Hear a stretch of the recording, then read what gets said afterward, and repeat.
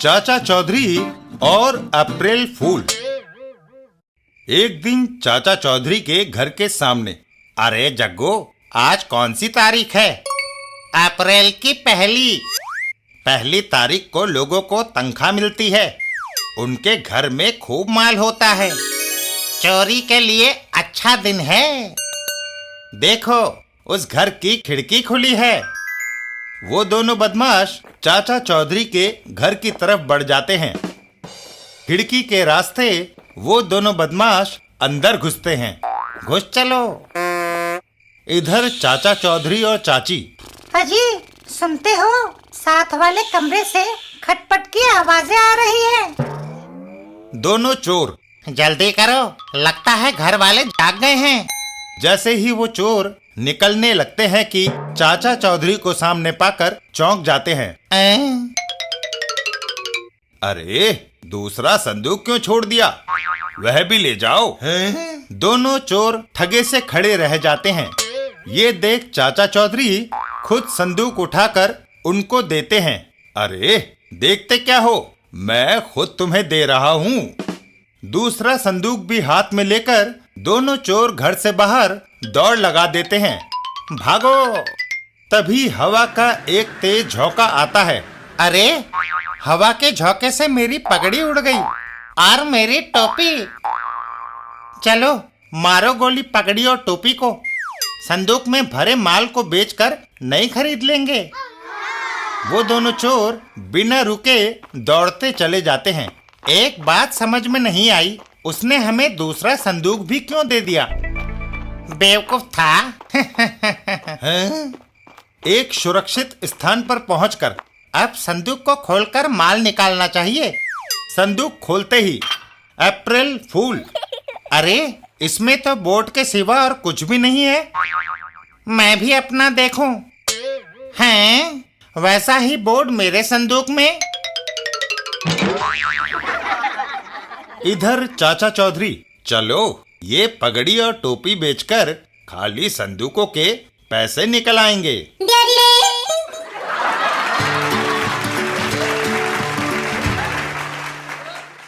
चाचा चौधरी और असली चाची नकली चाची।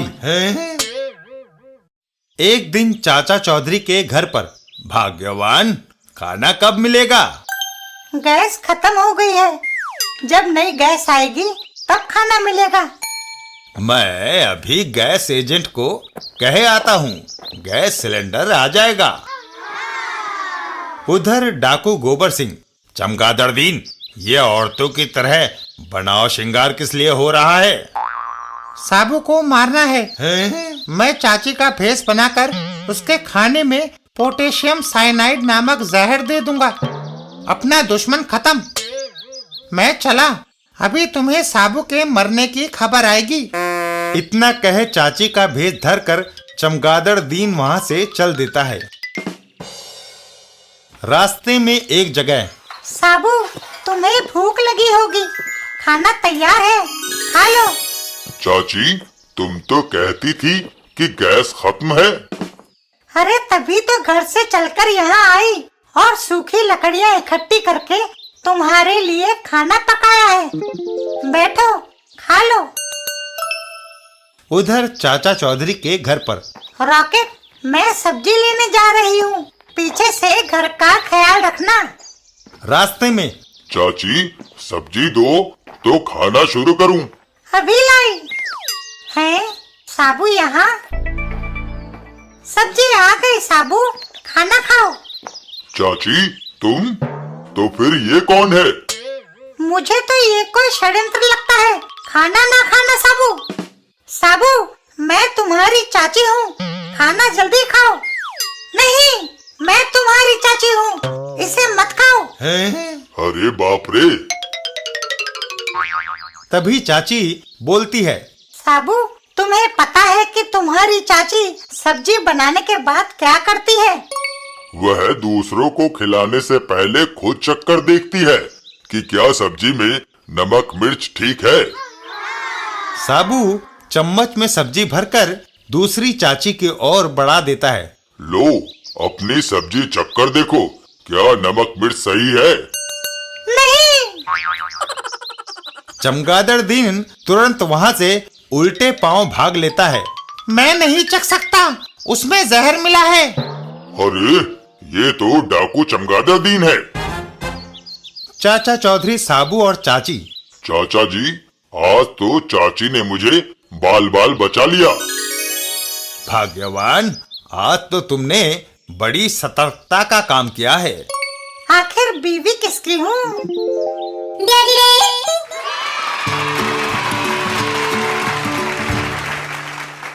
चाचा चौधरी और फार्मूला नंबर 99। एक व्यक्ति लकड़ी काट रहा होता है। इसके 2 टुकड़े करने हैं। वह एक जोरदार वार लकड़ी के लट्ठे पर करता है, मगर उसकी कुल्हाड़ी फंस जाती है। ओह, कुल्हाड़ी फंस गई। तभी चाचा चौधरी वहां से गुजरते हैं। ढोलू, तुम्हारा मुंह क्यों लटका हुआ है? चाचा जी, मुझे लकड़ी के 2 टुकड़े करने थे, टुकड़े तो हुए नहीं, कुल्हाड़ी और फंस गई। ढोलू, लकड़ी के 2 टुकड़े करने हैं तो साबू के पास जाओ और उससे कहो कि फार्मूला नंबर 99 अपनाए। इतना कहकर चाचा चौधरी और रॉकेट वहां से चल देते हैं। Formula number 99? ठीक है, वैसे भी लकड़ी नहीं कट रही, यही करते हैं। वो आदमी साबू की ओर दौड़ लगाता है। साबू, साबू, लकड़ी के 2 टुकड़े करने हैं। चाचा चौधरी ने तुम्हें फार्मूला नंबर 99 अपनाने को कहा है। साबू चौंक जाता है। नंबर 99? ढोलू, लगता है चाचा जी ने तुझे भूल से गलत फार्मूला बता दिया है। क्यों साबू, अगर ये लकड़ी काटने के लिए नहीं है तो फार्मूला नंबर 99 किसके लिए है? साबू ढोलू को एक जोरदार किक जड़ देता है। इसके लिए। ढोलू हवा में उड़ता हुआ जाता है और सीधा अपने कुल्हाड़ी पर गिरता है और लकड़ी के लट्ठे के 2 टुकड़े हो जाते हैं। मैं कुल्हाड़ी पर गिरा और कुल्हाड़ी ने लकड़ी काट दी। चाचा चौधरी का फार्मूला कभी गलत नहीं हो सकता, क्योंकि चाचा चौधरी का दिमाग कंप्यूटर से भी तेज चलता है।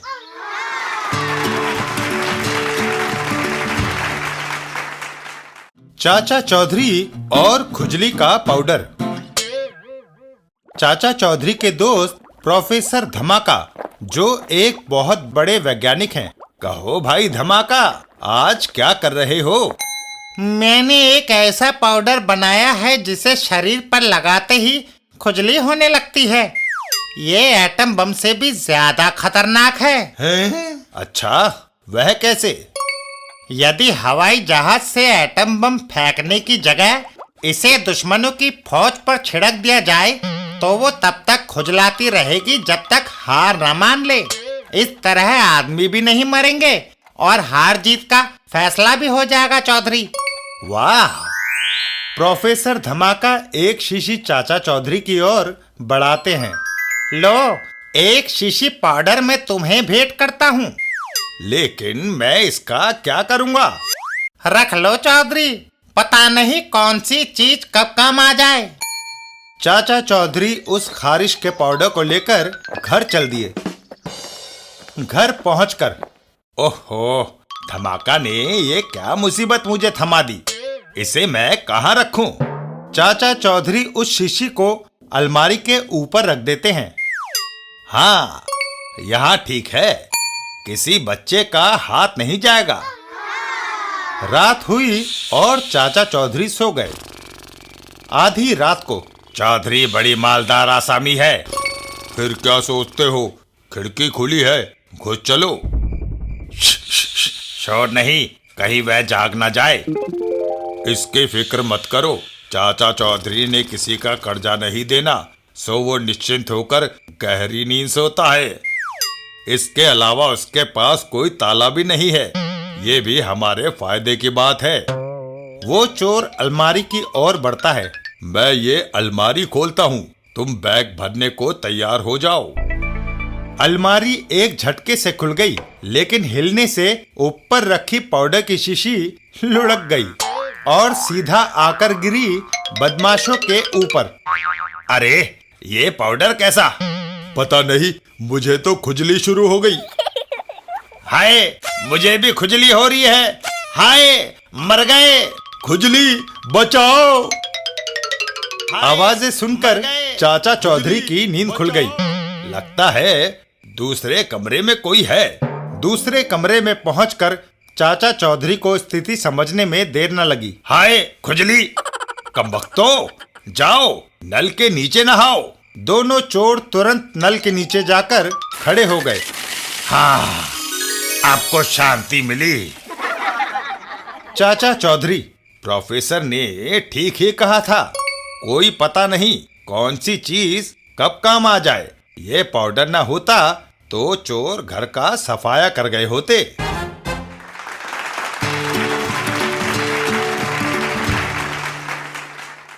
चाचा चौधरी और म्यूजियम में चोरी। सारे देशों के राजदूत चाचा चौधरी के घर आ धमके। चाचा साहब, आप फ्रांस आने का मेरा निमंत्रण स्वीकार कीजिए। नहीं, पहले आप हमारे अरब मुल्क में आइए। आप पहले अफ्रीका की यात्रा कीजिए ना। ये सुनकर चाचा चौधरी बोले, देखो भाई, अभी अभी मैं अमेरिका की यात्रा से लौटा हूँ। काफी थक गया हूँ, थोड़ा आराम कर लूँ, फिर आगे की सोचूंगा। चाचा चौधरी को आराम करने देते हैं और हम चलते हैं शहर के सबसे बड़े म्यूजियम की तरफ, जहाँ बहुत पुरानी मूर्तियाँ रखी हैं। हर रोज देश विदेश से हजारों लोग इस बहुमूल्य मूर्ति को देखने आते हैं। ये मूर्ति किस जमाने में बनी होगी? ये सम्राट अशोक के जमाने की है। तब तो इसकी कीमत भी लाखों में होगी, करोड़ों में कहिए। इतनी पुरानी मूर्ति कोई दुनिया में है दूसरी? इस करोड़ों की मूर्ति की रखवाली के लिए पुलिस दिन रात पहरे पर रहती थी।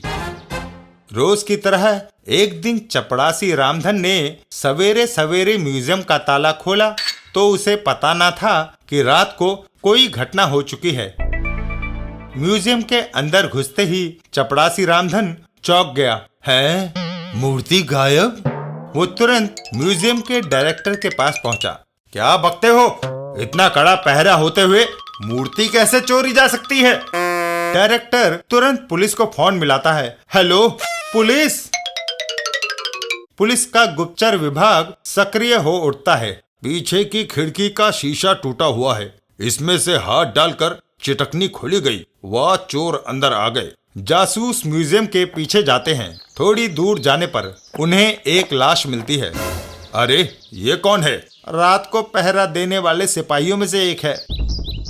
लगता है चोर ने उसे गोली मार दी। रात को जब चोरों ने गोली से उस सिपाही को मारा या खिड़की का शीशा तोड़ा, तब दूसरे सिपाही मदद को क्यों ना आए? रात को म्यूजियम में 20 सिपाही तैनात होते हैं, पर सबका कहना है कि उन्हें कोई आवाज नहीं आई। यहाँ कारों के टायरों के निशान है। जिधर ये जाते हैं हम उधर उधर चलते हैं। चोर कार में मूर्ति ले गए होंगे। थोड़ी दूरी पर कार के निशान गायब हो जाते हैं। यह देखो, यहाँ आकर कार के निशान खत्म हो जाते हैं। वे आगे कई दूसरे निशान दिखाई दे रहे हैं। ऐसे तो सड़क पर तुम्हें कई बसों, ट्रकों और स्कूटरों के टायरों के निशान मिलेंगे। हमें उस कार के निशान देखने हैं जिसमें मूर्ति चोरी गई। वह निशान मूर्ति से लेकर यहाँ तक तो आते हैं, पर आगे गायब। तो फिर वो कार कहाँ गई? या तो उसे जमीन निकल गई अथवा हवा में उड़ गई। बड़ी पेचीदा समस्या है। मुझे इस मूर्ति के चोर बड़े होशियार लगते हैं, जिन्होंने हम सबको चक्कर में डाल दिया। अगर उन चोरों से कोई निपट सकता है और मूर्ति वापस ला सकता है तो वो सिर्फ एक ही आदमी है, और उसका नाम है चाचा चौधरी। अगले ही दिन गुप्तचर विभाग के जासूस और पुलिस इंस्पेक्टर चाचा चौधरी के पास पहुंचते हैं। आइए इंस्पेक्टर साहब, कैसे आना हुआ? चाचा जी कुछ मत पूछिए। म्यूजियम में मूर्ति चोरी जाने की खबर आप अखबारों में पढ़ ही चुके हैं। हम वो केस सुलझाने में समर्थ नहीं। ये आप क्या कह रहे हैं? आप तो खुफिया विभाग के सबसे तेज जासूस हैं। कई खून व डकैतियों का पता लगा चुके हैं। ये ठीक है, पर इस बार चोर हमें चकमा दे गया है। समझ में नहीं आता कि चोरों की कार कुछ दूर जाकर अचानक कहाँ गायब हो गई। गोली चली और शीशा टूटा तो सिपाहियों तक आवाज क्यों नहीं गई? ये सुनकर चाचा चौधरी सोच में पड़ जाते हैं।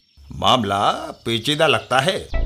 चाचा चौधरी उनके साथ म्यूजियम की ओर चल देते हैं। चाचा जी, मैं भी चलूं आपके साथ? नहीं साबू, इस मामले में ताकत की नहीं, अक्ल की जरूरत है। जरूरत पड़ी तो तुम्हें बुला लूंगा। म्यूजियम में चाचा चौधरी जांच शुरू कर देता है। यह देखो, यहाँ पर उस चोर के कुछ बाल गिरे पड़े हैं। बालों से हमें क्या लेना? चाचा चौधरी बालों को जमीन पर से उठाते हैं। ये बाल लंबे और सुनहरी हैं। इससे पता चलता है कि चोर महिला है और विदेशी है। लंबे बाल तो लड़कों के भी हो सकते हैं।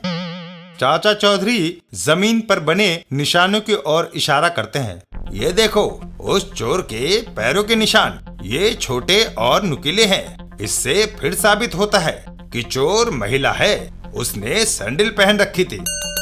खिड़की का बाहर से बायां शीशा टूटा है। चोर ने बायां हाथ डालकर चिटकनी खोली। इससे जाहिर होता है कि चोर लेफ्ट हैंडर है।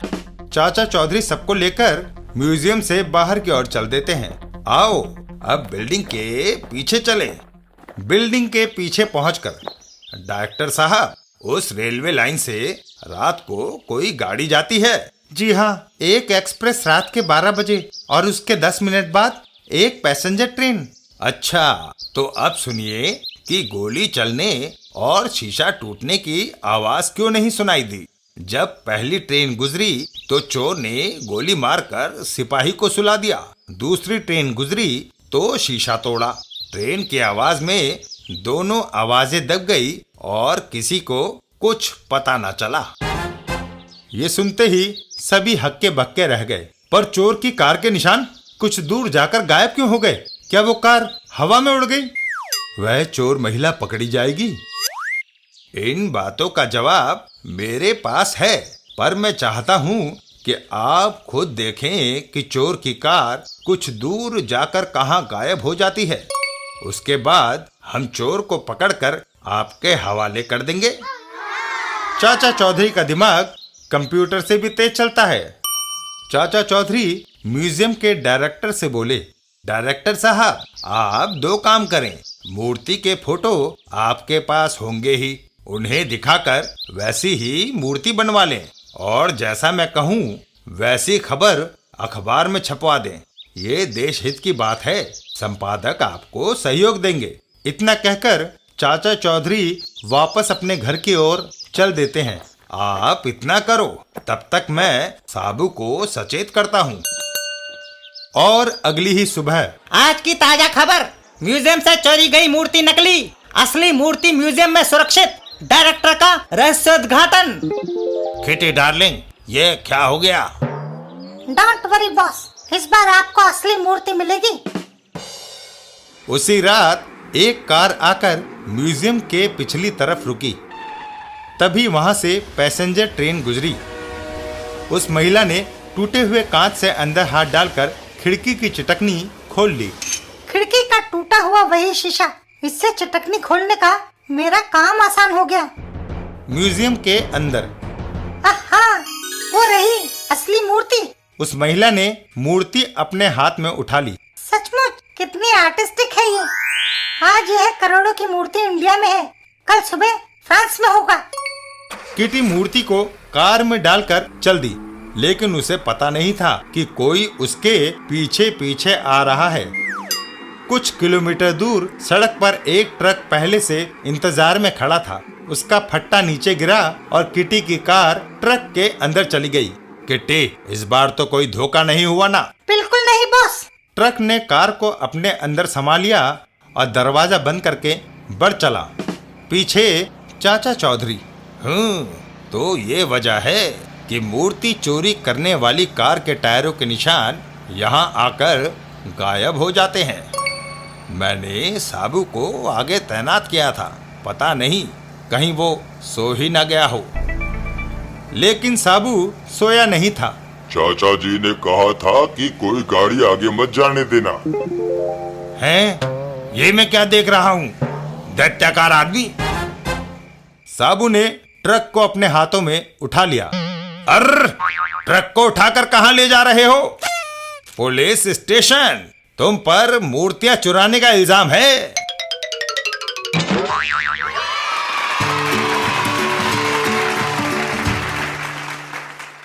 चाचा चौधरी और पानी का छिड़काव। एक दिन चाचा चौधरी के घर पर कयामत आई होती है। चाचा जी, लगता है आज चाची का गुस्सा पारा चढ़ गया है, तभी बर्तन फेंके जा रहे हैं। आज सवेरे से ही वो बहुत गुस्से में है साबू। 2 बार तो मुझे डांट चुकी है। अरे बाप रे, इससे पहले कि वह मुझे भी फटकार लगाए, मुझे यहाँ से खिसक जाना चाहिए। दोनों वहां से दौड़ लगा देते हैं। थोड़ी दूरी पर अरे साबू भैया, जरा इधर आना। कहिए सेठ लोटाराम जी, क्या बात है? अरे भैया, सूरज की गर्मी से ये कोर्ट यार्ड तप रहा है। अगर तू थोड़ा छिड़काव कर दे तो ठंडक हो जाए और मैं यहाँ बैठ जाऊं। इसमें क्या है, नल से पानी लाकर आप कर लीजिए। अरे भैया, इसी बात का तो रोना है, नलों में पानी नहीं है। कोई बात नहीं, मैं नदी से पानी लाता हूँ और छिड़काव करता हूँ। साबू नदी के पास पहुंचा। बर्तन तो मैं कोई लाया नहीं, अपने पेट में ही पानी भर लेता हूँ, वहाँ जाकर उड़ेल दूंगा। पेट में काफी पानी भर गया है, अब चलना चाहिए। साबू वापस आता है। वह रही सेठ जी की कोठी। सेठ जी, पीछे हट जाओ, मैं छिड़काव करने आ रहा हूँ। साबू कोठी के पास पहुंचकर पानी की बौछार कर देता है। सेठ, अरे साबू, तूने ये क्या किया? क्यों? मैंने छिड़काव के लिए कहा था, ना कि तालाब लगाने के लिए। हैं?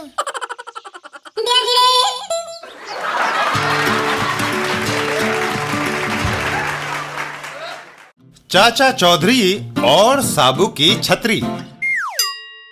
एक दिन बरसात में चाचा चौधरी, लो बारिश शुरू हो गई।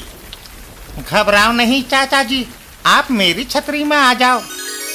अरे भाई, मैं अकेला नहीं, मेरे साथ मेरा साथी भी है। साबू, अरे बाप रे, मेरी छतरी से उसका एक कंधा भी नहीं ढक सकेगा। चाचा चौधरी एक छज्जे के नीचे खड़े हो जाते हैं। चलो, मैं इस छज्जे के नीचे खड़ा हो जाता हूँ। लेकिन आप जा कहाँ रहे थे? साबू के लिए छतरी लेने। तभी वहाँ एक आदमी आता है।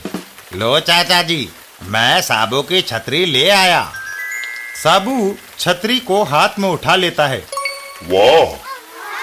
देरी इसलिए हो गई चाचा जी, क्योंकि फैक्ट्री में छतरी बनाने का कपड़ा खत्म हो गया था। फिर क्या, हमने एक पैराशूट में हैंडल लगाकर छतरी बना दी हैं? साबू अपनी छतरी लेकर चल देता है। अच्छा चाचा जी, मैं चला। रास्ते में अरे, ये किसके रोने की आवाज है?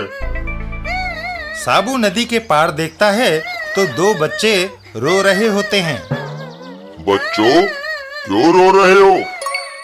हमारा घर नदी के उस पार है, लेकिन नदी में बाढ़ आ गई है। हम घर कैसे जाएं?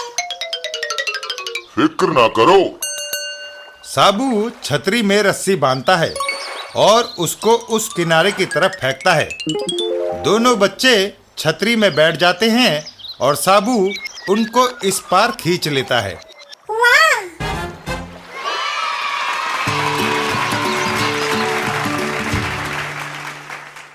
चाचा चौधरी और विचित्र षड्यंत्र।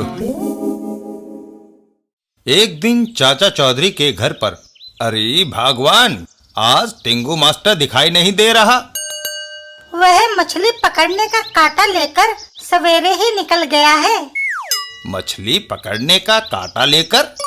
हाँ, वह कह रहा था कि इतनी बड़ी मछली पकड़ कर लाऊंगा कि किसी ने न देखी हो। चाचा चौधरी साबू को लेकर चल देते हैं। साबू, आओ मेरे साथ, मुझे डर है कहीं मछली ही टिंगू मास्टर को खींचकर समुद्र में ना ले जाए। हैं?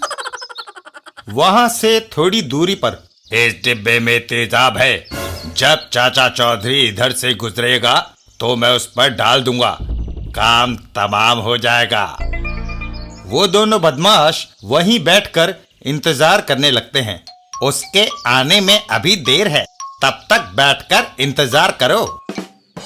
इधर चाचा चौधरी और साबू, साबू तू उस रास्ते से जा और मैं इस रास्ते से जाता हूँ। चाचा चौधरी दूसरी तरफ चल देते हैं। वो दोनों बदमाश, चाचा चौधरी आ रहा है, तैयार हो जाओ। चाचा चौधरी के पास आते ही वो बदमाश हमला कर देते हैं। ओह! दोनों बदमाश बुरी तरह से चौंक जाते हैं। हैं? यह आदमी मांस का बना है या फौलाद का? तेजाब फेंकने पर भी वैसा का वैसा है। तभी टिंगू मास्टर की आवाज उनके कानों में पड़ती है। तुम्हारा तेजाब का डिब्बा ये रहा, जो तुम्हारे हाथ में है वो मेरा पानी का डिब्बा है। हैं? मैंने दोनों बदल दिए थे। दोनों बदमाश, अब गनीमत इसी में है कि यहाँ से खिसको। चाचा चौधरी और टिंगू मास्टर, जब मैंने देखा कि ये लोग तुम्हें मारने का षड्यंत्र बना रहे हैं तो मैं मछली पकड़ने नहीं गया और उस पेड़ पर चढ़कर बैठ गया। शाबाश टिंगू मास्टर।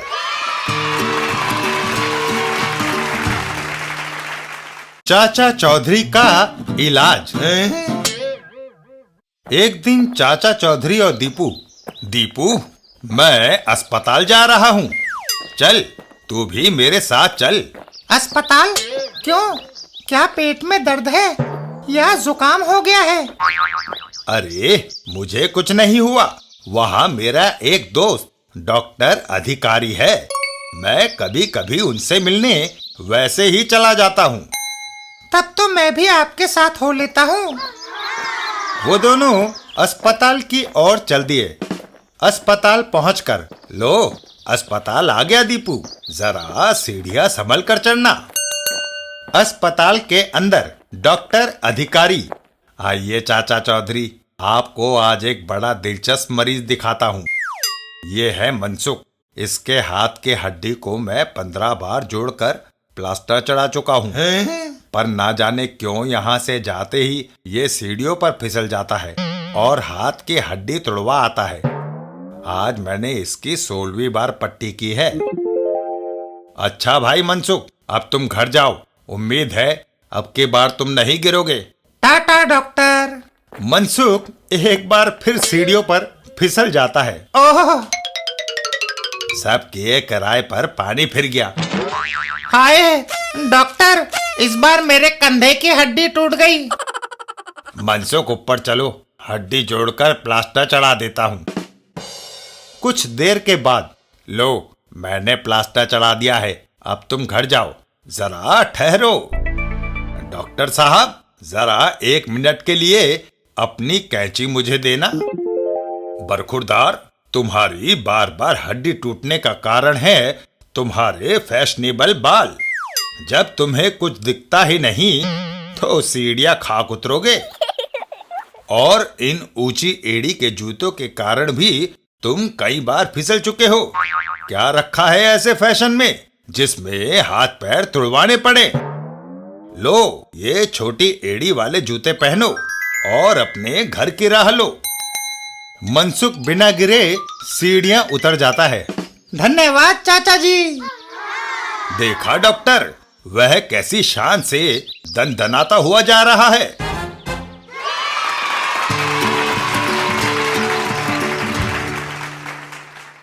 चाचा चौधरी साबू और एस्प्रेसो कॉफी। एक दिन एक होटल की छत पर। चाचा जी, इस झाग वाली कॉफी को क्या कहते हैं? एस्प्रेसो कॉफी साबू। वाह, ये होटल की खुली छत और एस्प्रेसो कॉफी, मजा आ गया। थोड़ी दूरी पर, अरे झपट देखो, उस महिला ने काफी कीमती हार पहना है। हाँ, वो 10-12 हजार से कम का ना होगा। वो बदमाश उस महिला की तरफ चल देता है। तुम कार स्टार्ट करो, मैं अभी वो हार झपट कर आता हूँ। और अपनी बंदूक उसके ऊपर तान देता है। ये हार मेरे हवाले कर दो, जल्दी। कार स्टार्ट है, भागो। दोनों बदमाश कार में भाग निकलते हैं। मेरा हार ले गए, पकड़ो पकड़ो। वह पीछे भाग रही है। वह थोड़ी दूर भागेगी, फिर थक कर बैठ जाएगी। अब हमें कोई नहीं पकड़ सकता। पकड़ो पकड़ो, चोर चोर। साबू और चाचा चौधरी। साबू, इस कार को पकड़ो, ये उस महिला को लूट कर भाग रही है। पकड़ो पकड़ो। अब हमें कोई नहीं पकड़ सकता। हा, हा, हा, हा। साबू होटल की छत से कार के ऊपर कूद जाता है। जय बजरंग बली। और कार का चूरा बन जाता है। कार का पापड़ बन गया। धन्यवाद साबू।